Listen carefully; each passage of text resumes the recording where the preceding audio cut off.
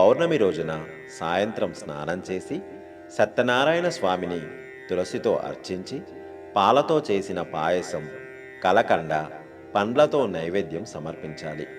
ఈ పూజ అయిన తర్వాత రాత్రి భోజనం తీసుకోవాలి. వజ్రం, వెండి పాత్రలు లక్ష్మీ కటాక్షం గలవారికే లభిస్తాయి. ముఖ్యంగా వెండి సామాన్లు, వెండి పాత్రలను ఇతరులకు బహుమతిగా ఇవ్వకూడదు. ఇంట్లో ఉన్న వెండి పాత్రలను తన సంతానానికి కూడా ఇవ్వకూడదని పురోహితులు అంటున్నారు. అయితే ముఖ్యంగా అసత్యాలు పలికే వారి వద్ద, ఇతరుల మనసును గాయపరిచే వారి వద్ద లక్ష్మీదేవి నివాసముండదు.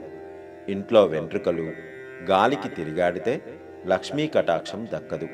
బయటకు వెళ్ళి కాళ్ళను శుభ్రం చేసుకోకుండా ఇంటికి వచ్చే వాళ్ళ ఇంట లక్ష్మీదేవి నివాసముండదు. తల్లిదండ్రులను లెక్క చేయని వారింట, గోళ్లు కొరికే వారింట శ్రీ లక్ష్మీదేవి నిలవదని పురోహితులు అంటున్నారు.